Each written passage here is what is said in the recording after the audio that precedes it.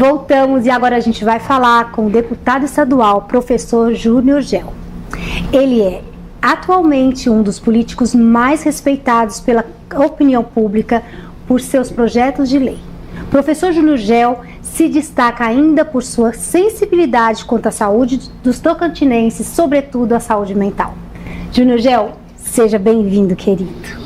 Obrigado pela oportunidade, obrigado Gleice, obrigado Patrícia, obrigado pela oportunidade de estar aqui com vocês. Maravilha.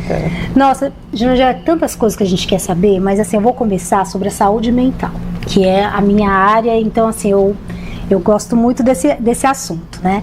E assim, é um tema urgente, preocupante, né? E agora mesmo, a nossa entrevistada, a doutora Virgínia, ela falou a respeito da saúde mental, de burnout, do excesso da carga de trabalho 6x1, 44 horas semanais, né, que existe um projeto aí, né, de lei para diminuir para 5x2 ou mesmo 4x3, como já acontece em outros países, né, de primeiro mundo. E daí eu queria saber que você está envolvido nisso, né, assim, o que o senhor vê essa realidade e qual é a atuação do senhor enquanto legislador?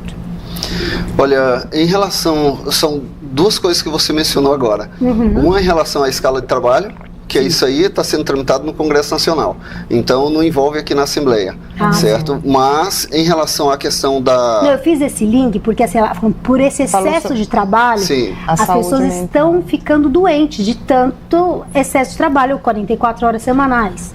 Por isso. O que nós temos aqui, o problema é que o Estado não trabalha com números, nós precisaríamos trabalhar com números, com estatística. Eu falo em relação à quantidade de servidores que estão afastados por motivo de saúde. Quando você verifica a quantidade de servidores afastados e você verifica qual o custo para o Estado em relação a isso, certo? Qual o custo para a família, qual o custo para a saúde pública, aí você começa a verificar o que é mais importante se fazer na política pública. Quando eu falo isso nós vamos fazer um trabalho junto aos servidores do Estado para a questão de saúde mental. É a saúde mental que mais afasta hoje, é a sobrecarga, certo? É o desânimo com o trabalho por qualquer motivo, é a depressão. Então, a gente precisa fazer uma estatística, um estudo sério em relação aos servidores das mais diversas áreas, porque são assuntos, aliás, são problemas diferentes com cargas diferentes. Se você pega na educação, que leva ao afastamento do professor, é um fator X. Se você pega na segurança pública, já é outro tipo de fator, que também gera um afastamento. E ambos estão relacionados à saúde, certo? Alguns de saúde psicológica, outros de saúde em função ao cansaço da carga de trabalho e assim por diante. O que nós precisamos ter é política pública voltada para a saúde do servidor público. Aí quando se fala, mas então você está preocupado com o servidor público? Não, não é isso. Quando você resolve o problema com o servidor público, você melhora o atendimento.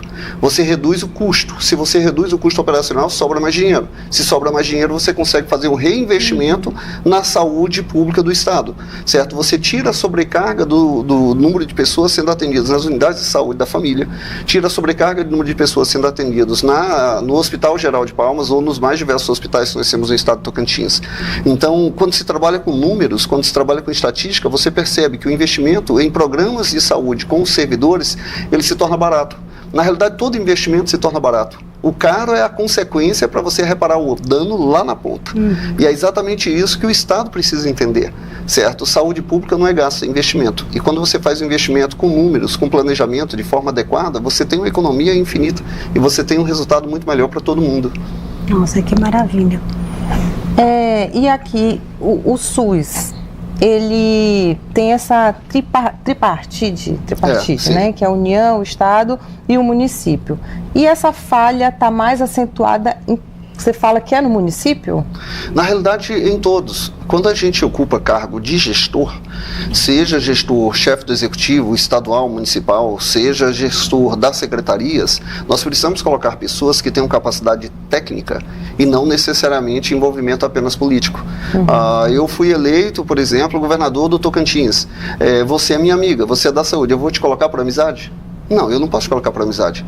Eu sou professor, eu gosto de sala de aula, mas não necessariamente todo professor que gosta de sala de aula, que é bom professor, ele consegue gerir a escola. Não necessariamente todo professor que gere uma escola, ele consegue gerir uma secretaria. Mas isso é certo? Muito comum, né? É exatamente aí que está o problema. É muito comum. Eles colocam por alianças políticas e não por capacidade técnica. E quando você coloca a pessoa errada no lugar errado, as coisas não funcionam. É aí que a saúde pública normalmente não funciona de forma como deveria. Porque quando se fala, existe recurso, ou recurso é mal aplicado, ou falta de fato recurso. Vou dar um exemplo em relação à educação no município de Palmas. Quando o recurso da alimentação municipal chegava para a escola, para o diretor de escola, chegava para ele menos de R$3 por aluno ao dia para alimentação. É a contrapartida do município. Agora, terceirizou o serviço para uma empresa. Essa empresa está recebendo quase 15. Aí eu pergunto, está faltando recurso ou a gestão do recurso que estava equivocada? Pois é, porque se para a escola ia 3 agora vai 15, então dava para ir os 15 direto para a escola. Se mandasse 10, já resolvia muita alimentação dentro da escola, que seria 3 vezes mais. A conta não está batendo, hein, gente? Essa conta não bate. Olha, gente, aí que eu afirmo para vocês que precisa saber dessas coisas. Que isso ocorre na saúde, isso ocorre na educação, isso ocorre na segurança pública, certo? O que nós precisamos é de estatística, nós precisamos trabalhar com planilha, com números, com trabalho preventivo. Eu estava conversando com um primo meu, que ele é doutor e prestava serviço para o governo do Distrito Federal e presta serviço para a ONU. O que ele falava em relação ao governo do Distrito Federal? Ele falava assim, João, o que eu faço? Eu faço estatística em relação ao número de nascimentos, a faixa etária das crianças e cada setor do Distrito Federal. Com esses números em mãos, a gente faz a indicação de que tipo de investimento que vai fazer na saúde, que tipo de investimento vai fazer na educação para cada faixa etária em cada região do Distrito Federal. Então, com números, com planilha, você consegue ser mais assertivo no recurso público. Agora, quando você não trabalha com planilha, quando você não trabalha com número e você vai no achismo é onde o dinheiro vai embora. Então, a gente está tendo um problema aí de administração, com de certeza. Conseguir fazer a coleta desses dados. Já foi levantada essa pauta, já chegou no Estado, sei lá, no alto escalão daqui do Estado? Eu nunca vi um secretário de Estado, por exemplo, na área de saúde, ele apresentar dados em relação ao número de servidores que estão afastados, por quanto tempo está afastado, qual o prejuízo que se tem e qual a causa do afastamento e qual política pública estaria de fato efetivamente sendo feita para evitar que esse afastamento ocorresse. Porque vamos analisar... Não existe fiscalização. Na realidade, não cabe, nesse caso, não é fiscalização, é apenas gestão. Porque a fiscalização que se faz por parte do Legislativo ou por parte do Ministério Público, do Tribunal de Contas, dos órgãos externos de controle, ela se faz em relação ao recurso público, como é que ele está sendo aplicado. Nesse caso, não, é gestão com o servidor. A gestão com o servidor é exclusivamente por parte do gestor, certo? Não compete fiscalização nesse caso. Agora, se ele tivesse um trabalho mais assertivo nesse sentido, nós teríamos resultados diferentes. Por que isso te chamou a atenção? Mais do que às vezes na própria educação? Olha, me chama a atenção porque, na realidade, eu sou daqui, nós somos daqui, nós queremos o melhor para o nosso estado e para as pessoas que vivem aqui. E nós vemos, sabe, o desespero das famílias. O tempo todo, famílias entrando em contato conosco pedindo, pelo amor de Deus, nos ajude. Inclusive, teve um caso específico de um servidor, certo, que estava com a crise, estava com depressão e não conseguia trabalhar, e estava afastado e não conseguia ser atendido pelo Estado. Aí a família entrou em contato, pelo amor de Deus, nos ajude, que meu irmão vai cometer suicídio. Eles já estavam vendo isso, meu irmão vai cometer suicídio. E o que aconteceu? Cometeu suicídio. Entendeu? É aí que entra, se o Estado fizesse a sua parte, a responsabilidade, certo? O Estado tem capacidade de colocar pessoas que possam gerir, tem capacidade de fazer o direcionamento do recurso, tem capacidade de fazer o investimento em trabalhos preventivos, certo? Com pessoas sérias. Agora, por que não faz? Política. Exato. Então, essa saúde que a gente vê também, assim, é muito precária, né? Além por exemplo, esses concursos que tem para o profissional de saúde, você é um dos professores do cursinho daqui de Palmas, não é? De preparatórios para concurso. De preparatórios para concurso. E você acha que esses profissionais de saúde eles estão bem preparados também? Ou eles já chegam com aquele hábito ruim do servidor público, a parte ruim de falar assim, eu vou ter uma vida mais tranquila do que agora que eu trabalho num hospital particular? Isso é um mito ou isso é verdade? Na realidade, eu converso muito com muitos servidores, alguns apontam questões pontuais como essa, eu falo assim, por que não foi feito o processo administrativo? Existe PAD. Se eu sou a chefia imediata, não está exercendo seu papel, faz um PAD. E vai abrindo o processo até gerar a exclusão do serviço público. porque quem está lá tem que querer trabalhar, se não trabalha não faz sentido permanecer. Agora, nós temos um problema em relação à saúde a nível de estado, porque nós temos hospitais regionais em diversas cidades do Tocantins. Você tem aqui em Miracema, você tem em Paraíso, você tem em Porto, você tem em Dianópolis, você tem em Pedro Afonso, você tem em Gurupi, você tem em Araguaína, você tem em Colinas. Quer dizer, Colinas é até municipal, né? Mas você tem em Guaraí. Agora, por que esses hospitais normalmente não funcionam? Eu falo de grande parte das demandas, eles mandam para Palmas. Ou manda para Araguaína, de Araguaína, se não atende, acaba encaminhando para Palmas. Quer dizer, no Sudeste, para nascer, boa parte das pessoas do Sudeste do Tocantins vem nascer em Palmas. Uma coisa simples, que é nascimento. Por que não atende? Porque nós não temos um hospital com profissionais especialistas dentro das suas respectivas regionais. Porque falta concurso. Falta concurso e os contratos são indicações políticas e por ser indicação política eles querem ficar logicamente na capital. Agora, olha uma situação que eu acredito seja simples resolver. O que eu conversei com o secretário de Estado da Saúde, eu falei, secretário, coloca o concurso com vaga regionalizada. É para esse especialista, colocam essa vaga regionalizada e que ele tem obrigatoriamente que permanecer 3 anos para depois solicitar possibilidade de remoção. Agora, o que o Estado poderia fazer e verificar um modo legal em relação a isso? A cada ano que ele permanecer no interior, ele recebe uma ajuda de custo, que seja um 14º salário. Se ele fica um 2º ano, 15º salário. Se ele fica um 3º ano, 16º. E nos anos seguintes permanece só até 16º salário. Que aí esse profissional ele vai querer ficar no interior. Ele tem mais interesse em ficar. Se ele vier para cá, ele perdeu o 13º, 14º, 15º salário. Então mantém bons especialistas no interior e ele sabe que se ele vier para a capital, ele perdeu 2 salários extras por ano. É uma boa proposta. Então você consegue manter bons profissionais espalhados e você diminui esse custo operacional de ter que trazer para a capital o risco de vida de trazer uma pessoa do interior para cá sem necessidade, se o hospital tem especialista e tem estrutura para trabalhar no interior, certo? Nós precisamos adotar metodologias que façam com que o interior possa atender.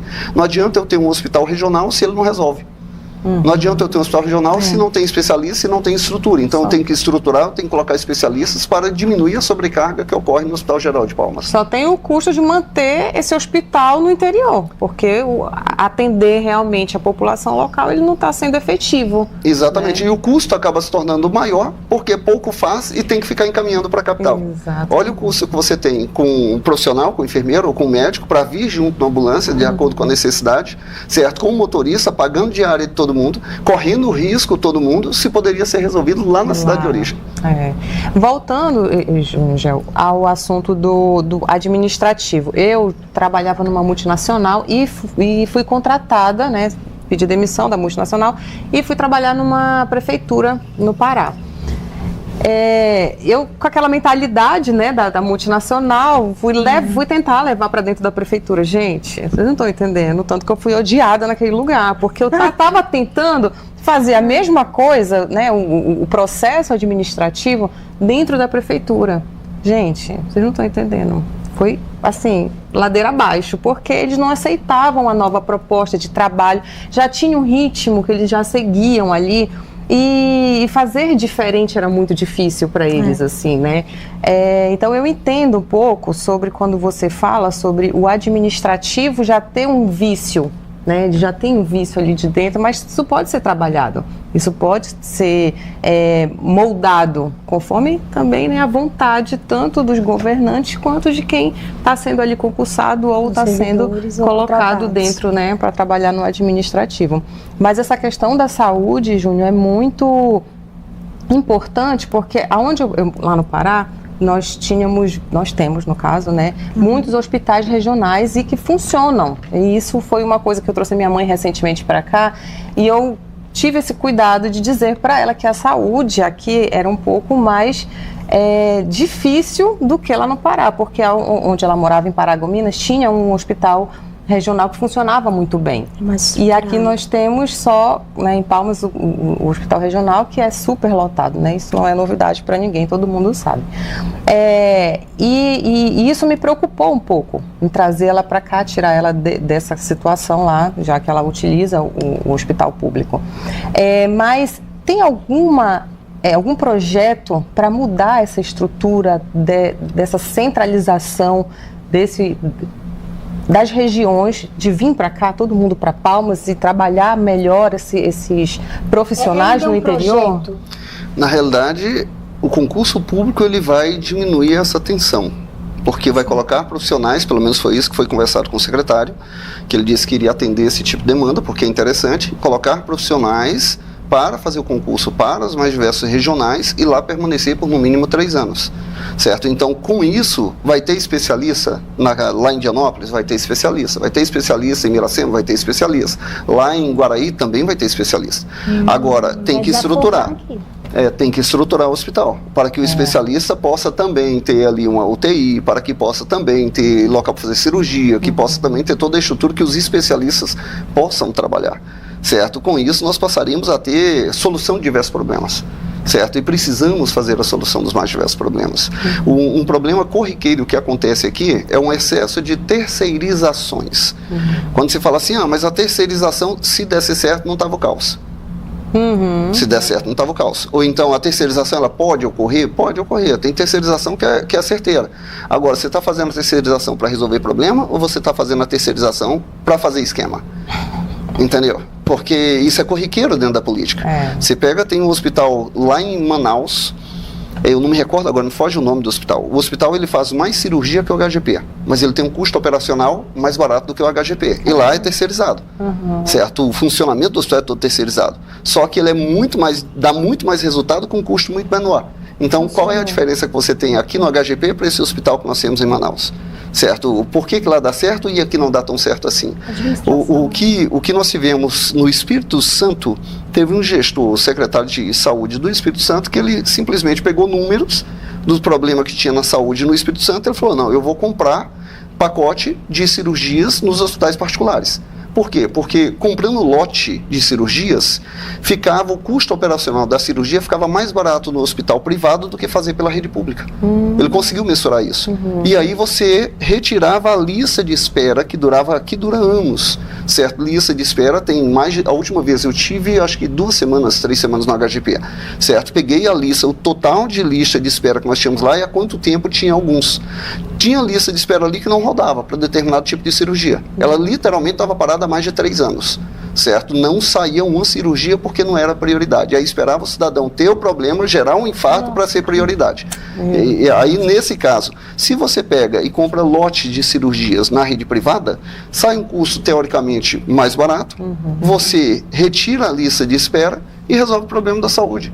Certo? Agora, por que não fazer isso? Qual é a prioridade? É manter as terceirizadas sem resultado? Nós precisamos friamente analisar números para fazer investimento de forma assertiva. É isso que eu tenho cobrado.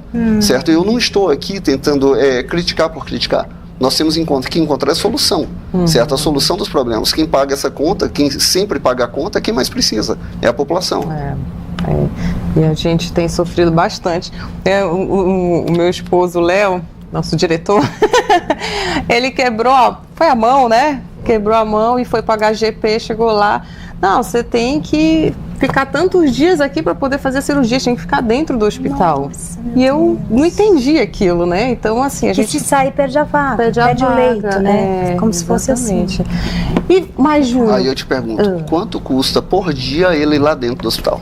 Exatamente. E tá tirando ele do trabalho. Da vida, né? É uma bola de neve. Por causa de uma fratura que teve. Léo, adquirir um plano de saúde que vai ser melhor para ti. Não, mas assim, eu vou ler uma pergunta aqui, que eu acho que eu fico assim, eu não sou daqui, eu sou de São Paulo, né?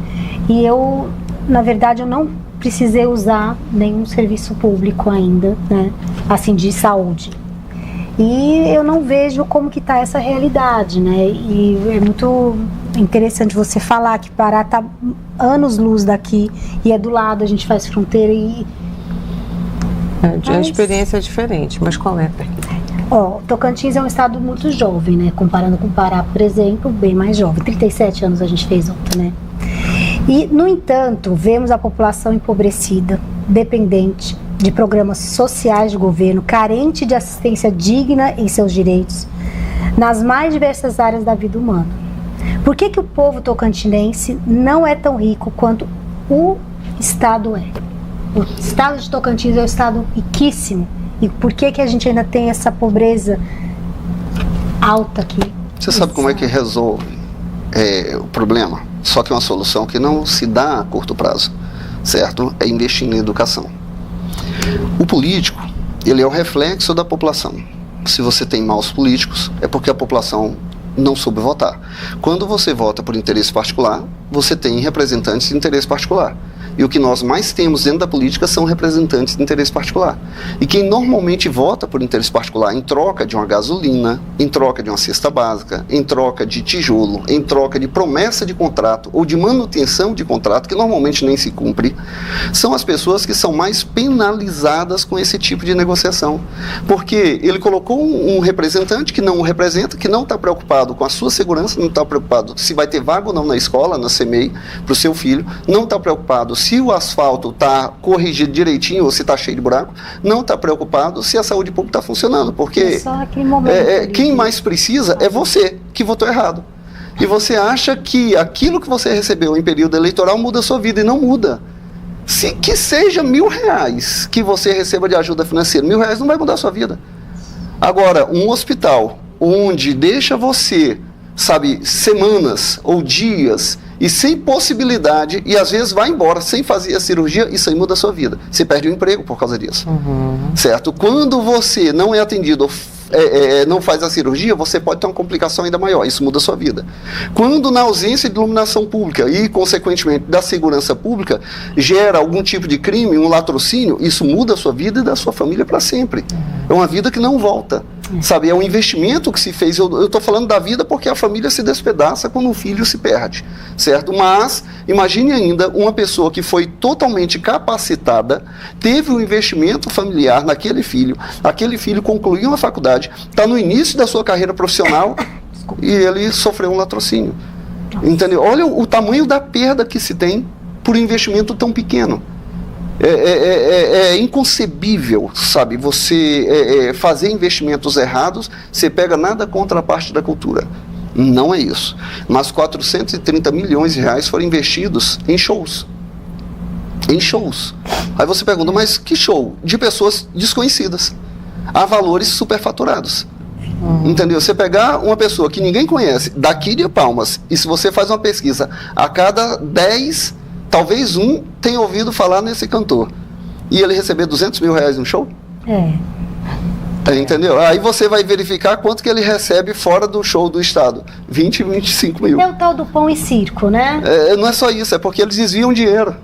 Além de fazer o pão e circo, eles desviam dinheiro para fazer os rolos, os esquemas. E é dinheiro que deixa de ser investido na saúde, é dinheiro que deixa de ser investido na educação, é dinheiro que deixa de ser investido na infraestrutura, na segurança pública. É aí que nós pagamos muito essa conta. É como você fala, nós temos um estado rico com a população pobre. Com uma população pobre de entendimento, uma população pobre de consciência política, uma população pobre de gestores que queiram de fato fazer diferença na política do seu estado, do seu município.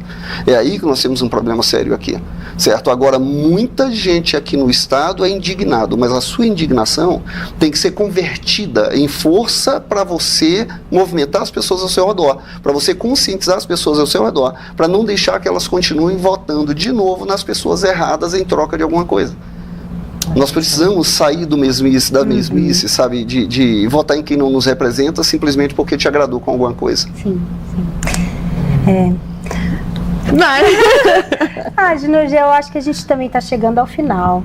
Foi muito bom conhecer, né, as suas opiniões. Para a gente é muito importante, né, estar conversando com candidatos no ano eleitoral. E trazer essa conscientização também, né? Sim, com certeza. E daí a gente tem a última pergunta, eu achei interessante, eu quero que você responda de duas formas.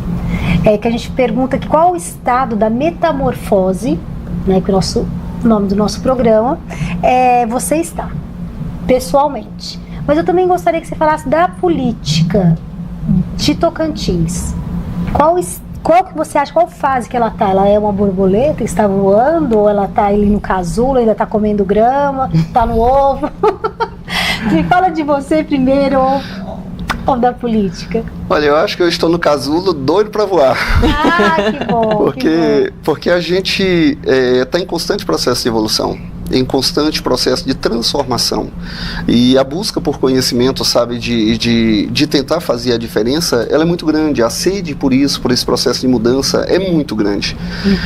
Agora, dizer que você já está no estágio de borboleta, sabe, que todo mundo olha e admira, não. Esse estágio eu pretendo, quem sabe um dia chegar nele, mas eu estou em busca dele, sabe, eu busco muito essa transformação e me tornar uma referência para que as pessoas de fato olhem e falem assim, não, eu não somente acredito no professor, eu confio no professor e eu vou caminhando pela mesma vertente que ele, porque é o caminho certo a ser seguido, certo? A gente tenta levar esse processo de conscientização, só que o nosso alcance ainda é pequeno. Por isso que eu falo que ainda estou no casulo. Mas a vontade de transformação já é de borboleta há muito tempo. Não ocorre na velocidade nem na intensidade que a gente quer. Mas ela está acontecendo de forma lenta e gradativa. Mas a segunda pergunta, qual foi mesmo? Sobre a política. Você acha que a política de Tocantins, ela está em qual fase da metamorfose? Olha, a política de Tocantins eu acho que ainda tem muito a evoluir. Tem muito a evoluir mesmo. Já mudou algumas coisas? Mudou algumas coisas, mas precisamos muito, mas muito de evolução. Mas a evolução não vem apenas por aqueles que ocupam os cargos de gestão, mas ela está em processo que precisa muito de evolução, é com o eleitor, é a conscientização política do eleitor, certo? Começar a pesquisar mais quem é quem dentro do processo eleitoral, quem de fato representa não só os princípios que você carrega, os interesses que você carrega. Eu costumo afirmar, quando falo assim, eu quero votar em um político novo. Olha, para mim, o novo não é novo necessariamente de idade, ou é novo de ter se lançado agora na política. O novo é aquele que promove ações novas, ações diferentes da política tradicional, novas ideias, novas ações. É isso que faz, de fato, o político ser novo. Estando ele há mais tempo na política ou não, se ele pratica novas ideias e novas ações, aí ele se torna o novo que nós esperamos. E o eleitor tem a capacidade de fazer essa mudança acontecer. Depende muito, mas muito mais do eleitor do que do candidato.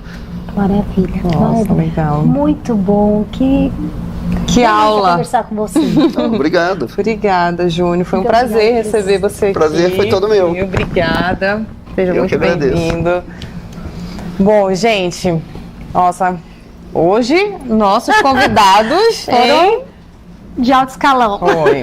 Bom, gente, a gente chegou ao fim de mais um programa Metamorfoses. Queremos agradecer aos nossos parceiros, Gisele Leite, Moda Circular, a Lades Brand, Estratégias de Marca, e a Pati Bi, Nutrição e Terapia Integrativa. A cura interna leva à cura externa.